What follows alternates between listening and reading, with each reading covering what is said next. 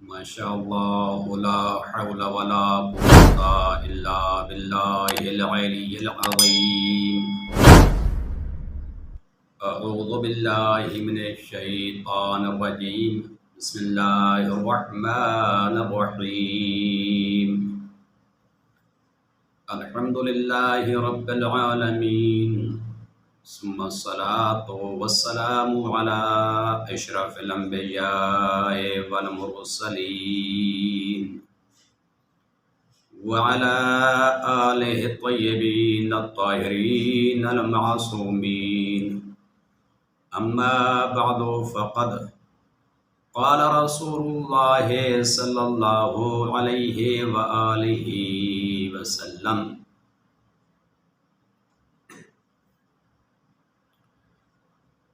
من سرہ ان ينظر الى سید شباب اہل الجنہ فلینظر الى الحسن۔ میرے محترم سامعین، جیسا کہ آپ کو معلوم ہے کہ 15 رمضان المبارک یوم تولد، یوم میلاد، یوم ولادت حضرت امام حسن مجتبی علیہ السلام ہے۔ اس عظیم دن کی مناسبت سے میں آپ تمام مومنین و مومنات کی خدمت میں حضرت امام حسن مجتبی علیہ السلام کی ولادت و سعادت کی مناسبت سے ہدیہ تبریک پیش کرتا ہوں۔ دعا گو ہوں کہ پروردگار عالم اہل بیت علیہ السلام کی خوشیوں کے صدقے میں تمام مومنین و مومنات کو خوشیاں نصیب فرمائے، اور جو مومنین و مومنات بے اولاد ہیں، اس مولود سعید کی عظمت و برکت سے پروردگار عالم بے اولاد مومنین و مومنات کی جھولیوں کو آباد فرمائے۔ آپ کی خدمت میں رسول خدا صلی اللہ علیہ وآلہ وسلم کا فرمان، جو رسول خدا صلی اللہ علیہ وآلہ وسلم نے حضرت امام حسن مجتبی علیہ السلام کی عظمت و فضیلت کے بارے میں ارشاد فرمایا کہ من سرہ ان ينظر الى سید شباب اہل الجنہ فلینظر الى الحسن۔ جس شخص کو اس بات سے خوشی اور سرور ملتا ہو کہ وہ جوانان جنت کے سردار کو دیکھے، تو اسے چاہیے کہ حسن مجتبی کو دیکھے، اس لیے کہ حضرت امام حسن مجتبی علیہ السلام اور حضرت امام حسین علیہ السلام دونوں شہزادے جوانان جنت کے سردار ہیں، اور رسول خدا صلی اللہ علیہ وآلہ وسلم نے ارشاد فرمایا: الحسن والحسین سیدا شباب اہل الجنہ۔ حسن اور حسین دونوں شہزادے جوانان جنت کے سردار ہیں، اور رسول خدا صلی اللہ علیہ وآلہ وسلم نے متعدد مقامات پہ اپنے اس عظیم نواسے سبت اکبر حضرت امام حسن مجتبی علیہ السلام کی فضیلت کے بارے میں ارشاد فرمایا۔ ان روایات و احادیث میں سے چند احادیث آپ کی خدمت میں عرض کروں گا۔ رسول خدا صلی اللہ علیہ وآلہ وسلم نے سبت اکبر حضرت امام حسن مجتبی علیہ السلام کے متعلق ارشاد فرمایا کہ ان ھذا ابنی، یہ حسن میرا بیٹا ہے، وَأَنَا أُحِبُّهُ، اور میں حسن سے محبت رکھتا ہوں، وَأُحِبُّ مَن يُحِبُّهُ، اور میں اس سے بھی محبت رکھتا ہوں جو میرے بیٹے حسن سے محبت رکھتا ہو۔ ایک مرتبہ رسول خدا صلی اللہ علیہ وآلہ وسلم حضرت امام حسن مجتبی علیہ السلام کو اپنے پاس لیے ہوئے تھے اور حضرت کی پیشانی پہ بوسے دے رہے تھے۔ حضرت رسول خدا صلی اللہ علیہ وآلہ وسلم اپنے بیٹے نواسے سبت اکبر کی پیشانی پہ بوسے دے رہے تھے۔ تو رسول خدا صلی اللہ علیہ وآلہ وسلم کی محفل میں ایک صحابی جس کا نام اقرع بن حابس ہے وہ تشریف فرما تھا۔ تو جب اس نے دیکھا کہ رسول خدا صلی اللہ علیہ وآلہ وسلم اپنے سبط اکبر کو بوسہ دے رہے ہیں اور بار بار پیار کر رہے ہیں، محبت بھری نگاہوں سے دیکھ رہے ہیں، تو عرض کرتا ہے یا رسول اللہ، اللہ پاک نے مجھے 10 اولادیں عطا کی ہیں، لیکن آج تک میں نے کسی اولاد کو اس قدر پیار نہیں دیا، کسی اولاد کی پیشانی پہ بوسہ نہیں دیا۔ تو رسول خدا صلی اللہ علیہ وآلہ وسلم نے ارشاد فرمایا کہ من لا یرحم لا یرحم، جو چھوٹوں پر شفقت نہیں کرتا، دوسروں پر رحم نہیں کرتا، اپنے بچوں پر رحم نہیں کرتا، اس کے اوپر کوئی رحم نہیں کیا جائے گا۔ یعنی رسول خدا صلی اللہ علیہ وآلہ وسلم فرمانا یہ چاہتے ہیں کہ اے بندہ خدا، اگر تم چاہتے ہو کہ تمہارے ساتھ رحم کیا جائے، تمہیں چاہیے کہ اپنی اولاد کے ساتھ رحم کرو، ان کے ساتھ شفقت سے پیش آیا کرو۔ اور رسول خدا صلی اللہ علیہ وآلہ وسلم نے ایک اور مقام پر ارشاد فرمایا، اس حدیث کے راوی ہیں ابی جحیفہ، وہ کہتا ہے کہ میں نے رسول خدا صلی اللہ علیہ وآلہ وسلم کو دیکھا کہ رسول خدا صلی اللہ علیہ وآلہ وسلم نے اپنے نواسے کو اٹھایا ہوا تھا، جس نواسے کا نام ہے حسن ابن علی، اور رسول خدا صلی اللہ علیہ وآلہ وسلم کا یہ نواسہ حسن ابن علی رسول خدا صلی اللہ علیہ وآلہ وسلم کے ساتھ زیادہ شباہت رکھتا تھا۔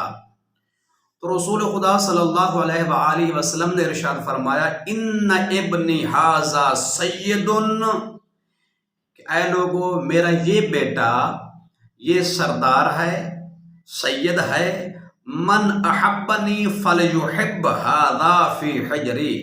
جو شخص مجھ سے محبت رکھنا چاہتا ہے اسے چاہیے کہ میرے اس بیٹے کے ساتھ محبت رکھے جو بیٹا اس وقت میری گود میں ہے۔ اور اشارہ کیا حضرت امام حسن مجتبیٰ علیہ السلام کی طرف کہ جو شخص چاہتا ہے کہ مجھ سے محبت رکھے اسے چاہیے کہ میرے اس بیٹے کے ساتھ محبت رکھے جو میرا بیٹا اس وقت میری گود میں ہے۔ اور ایک اور مقام پہ رسول خدا صلی اللہ علیہ وآلہ وسلم نے بارگاہ رب العزت میں دعا کی اور عرض کی، اللہم انی قد احببتہ فاحبہ، اے پروردگار اعلیٰ، میں اپنے بیٹے حسن سے محبت رکھتا ہوں، بے شک تاکید میں اپنے بیٹے حسن سے محبت رکھتا ہوں، اے اللہ تم بھی اس سے محبت رکھ، میں اپنے بیٹے حسن کو دوست رکھتا ہوں، اے اللہ تم بھی میرے بیٹے حسن کو دوست رکھ۔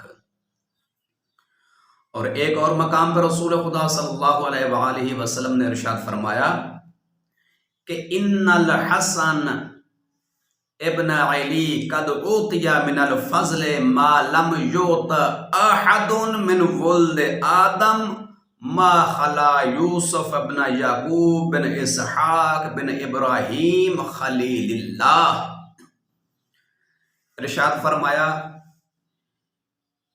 کہ جو فضیلت حسن ابن علی کو عطا ہوئی ہے اور جو فضیلت ملی ہے اولاد آدم میں سے سوائے یوسف بن یعقوب بن اسحاق بن ابراہیم خلیل اللہ کے اور کسی کو نصیب نہیں ہوئی۔ اور پھر ایک مرتبہ جناب سیدہ سلام اللہ علیہا، سیدہ فاطمہ الزہرا سلام اللہ علیہا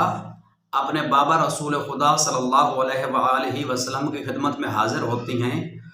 عرض کرتی ہیں کہ یا رسول اللہ،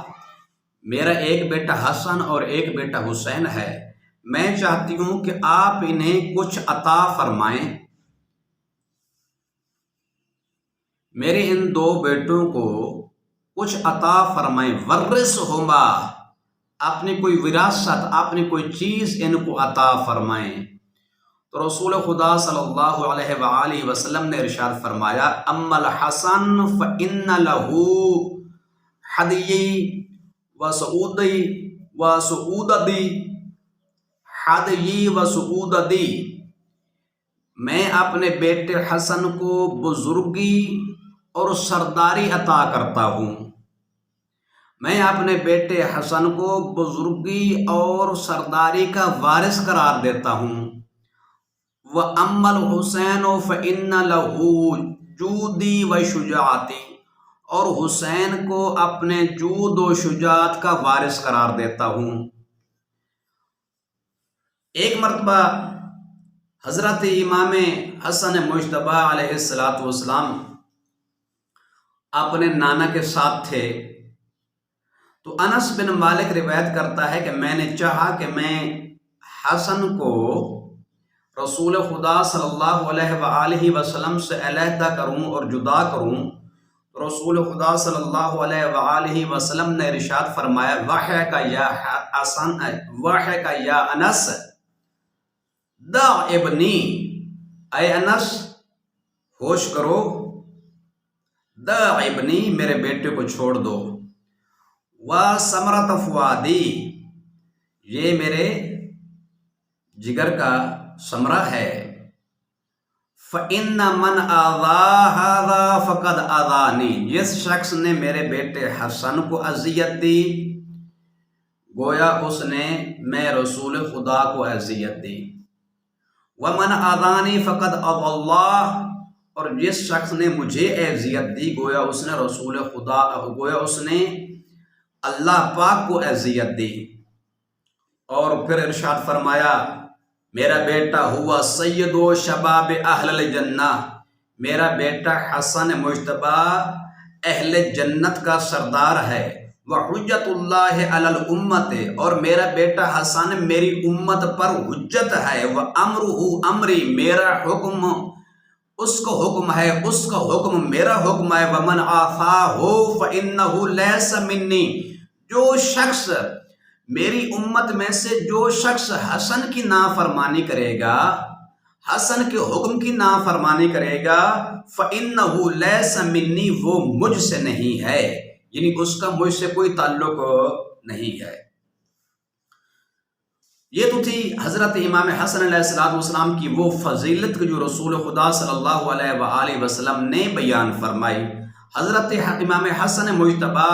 علیہ السلام رسول خدا صلی اللہ علیہ وآلہ وسلم کے بڑے نواز سے، اور حضرت مولا امیر علیہ السلام اور حضرت فاطمہ الزہرا سلام اللہ علیہا کے بڑے فرزند تھے۔ حضرت امام حسن مجتبی علیہ السلام 15 رمضان المبارک 3 ہجری کو اس دنیا میں تشریف لائے۔ آپ کی ولادت باسعادت مدینہ کی سرزمین پہ ہوئی، اور آپ کی ولادت کے بعد رسول خدا صلی اللہ علیہ وآلہ وسلم نے حکم خدا کے مطابق آپ کا نام حسن رکھا۔ حضرت امام حسن مجتبی علیہ السلام نے اپنی زندگی کے 8 برس اپنے نانا رسول خدا صلی اللہ علیہ وآلہ وسلم کے زیر تربیت گزارے، اور زندگی کی 37 بہاریں